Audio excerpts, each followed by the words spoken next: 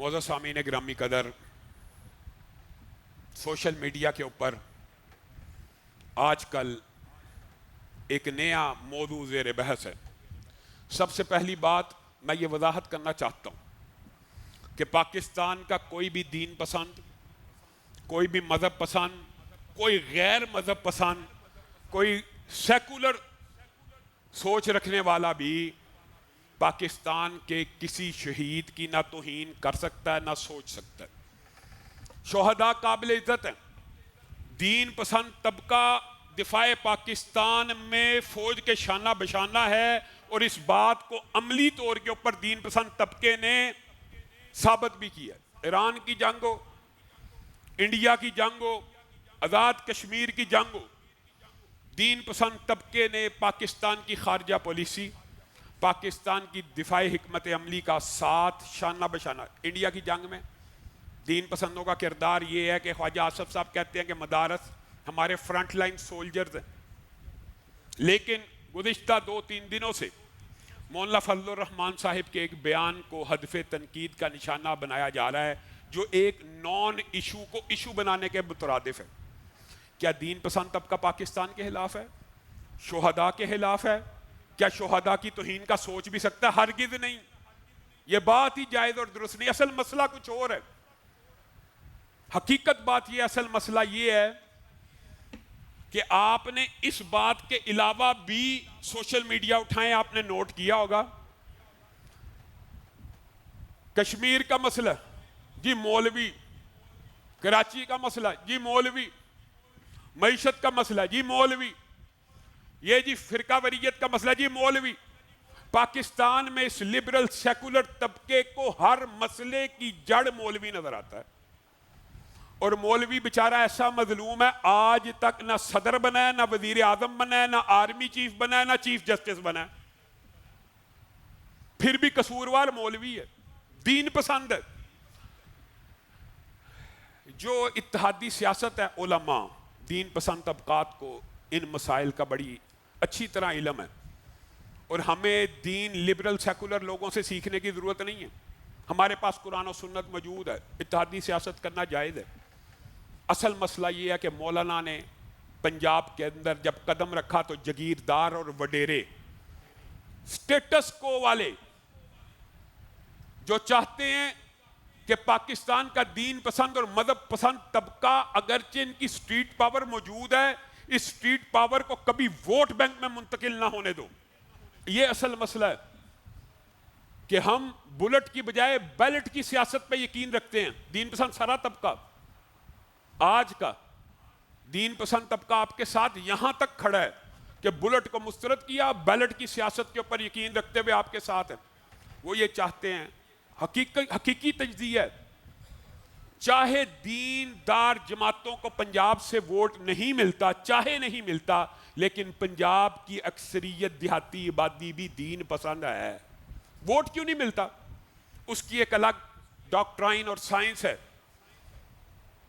چودھری، جگیردار، وڈیرے تھانے کی سیاست کرتے ہیں، اور مولوی تھانے کی سیاست نہیں کرتا، مسائل کی سیاست نہیں کرتا۔ ہمارے چودھریوں، وڈیروں، لٹیروں، جگیرداروں نے سیاست ووٹ کی کو اس طرح کیپچر کیا ہوا ہے، نالی، تھڑا، پارکنگ، گلی، پرچہ کروا دیا، دوسرے کے اوپر کروا دیا، صلح کروا دی، یہ پکڑا گیا، اس کو چھڑوا دیا، پوری کی پوری پنجاب کی اندرون کی جو سیاست ہے اس بیس کے اوپر۔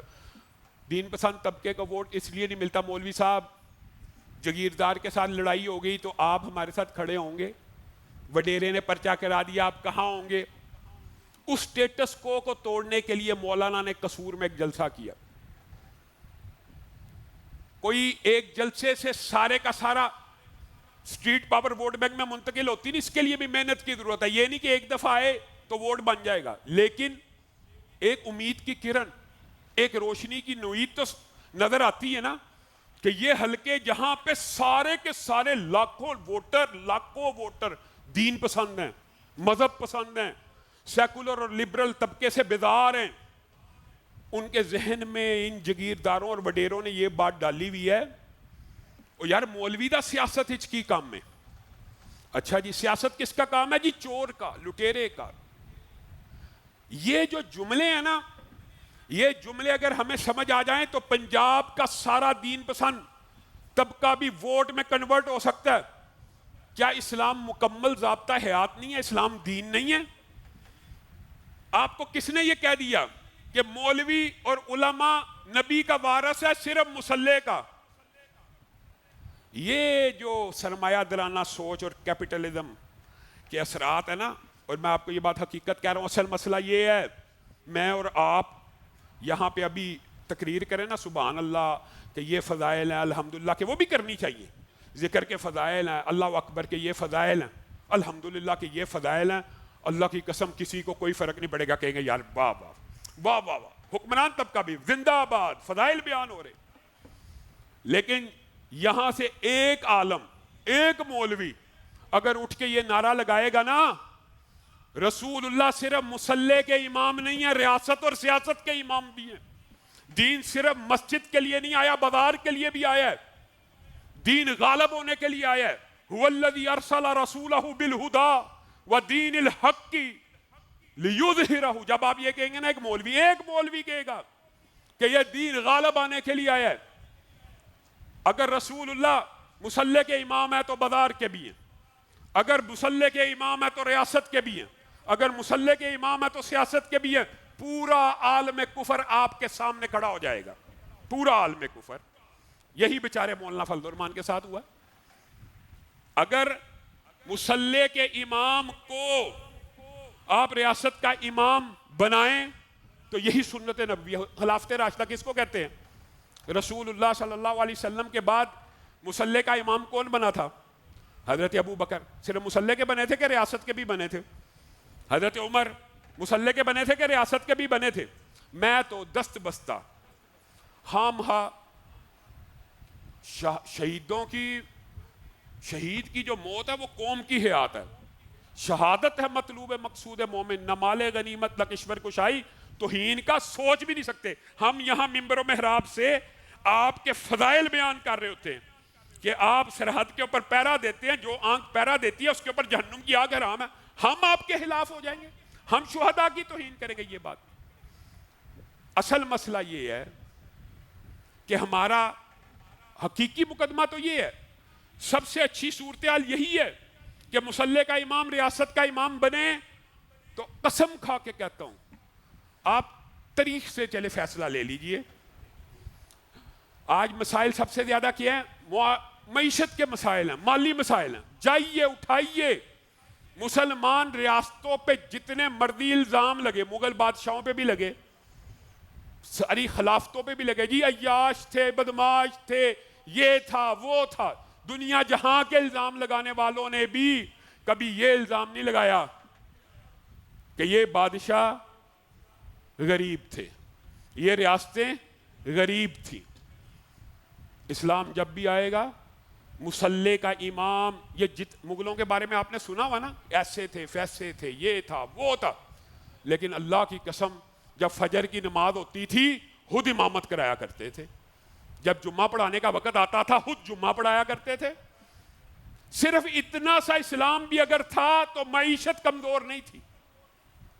آج پاکستان انٹلیکچوئل لوگوں سے بھرا ہوا ہے، معیشت کا بیڑا غرق ہے، اور وہ ممالک جن کو یہ لوگ بدو کہتے ہیں، وہاں پہ صرف حدود اللہ، اسلامی نظام کی ایک جزوی سی شک قائم ہے، اور آسمان سے بھی رزق کی بارش ہو رہی ہے، زمین بھی رزق اگل رہا ہے۔ آپ نے اسلام کو سمجھا نہیں، دین کو سمجھا ہی نہیں ہے۔ اور خاص طور پہ دست بستہ گزارش ہے، صرف دو امور ایسے ہیں جہاں پہ ہم تو اتحادی سیاست کے بھی قائل ہیں، لیکن آئیڈیل صورتحال یہ ہے کہ مذہبی جماعتیں اگر ووٹ کے میدان میں اترے ہیں تو عوام دین پسندوں کو منتخب کرے، یہ آئیڈیل ہے۔ نہیں تو جو ہمارے اسلاف کا طرز عمل ہے، خود مولانا فضل الرحمان نون لیگ کے ساتھ، پیپل پارٹی کے ساتھ اتحاد کرتے رہے۔ دست بستہ گزارش ہے کہ اگر کوئی بندہ بیلٹ کے ذریعے تبدیلی کا خواہاں ہے تو اس کا راستہ نہ روکا جائے، اس کے خلاف پراپوگنڈا نہ کیا جائے، اس کو غدار نہ بنایا جائے۔ اور یہ بھی دست بستہ گزارش ہے، آپ نے سیکولر، لبرل، ٹیکنوکریٹ، پتہ نہیں کس، میں نام نہیں لینا چاہتا، دنیا جہاں کا ہر تجربہ کر دیا، معیشت بہتر نہ ہوئی۔ ایک تجربہ ایک موقع رسول اللہ کے نظام کو بھی دے دیجئے، کیا فرق پڑ جائے گا؟ دے دیجئے۔ اور میں آپ کو ایک بات بتاؤں، دین پسندوں کا، شریعت اور فقہ کے ماہروں کا ان 2 سیٹوں پہ ہونا بہت ضروری ہے، ایک وزارت خزانہ کے اوپر اور ایک وزارت خارجہ کے اوپر، یاد رکھیے۔ باقی حکمران بننا تو ایک ضروری ہے ہی ہے، حکمران ہو گئے تو پھر تو یہ آئیڈیل صورتحال ہے، لیکن کم از کم یہ جو 2 سیٹیں، اجعلنی علی خزائن الارض انی حفیظ علیم۔ حضرت یوسف نے کس سیٹ کا مطالبہ کیا تھا؟ وزارت خزانہ کا۔ جب ایماندار بندہ، فقہ کو جاننے والا، معیشت اسلامی کو جاننے والا وزیر خزانہ بنے گا، اللہ کی قسم پاکستان میں تبدیلی آ جائے گی۔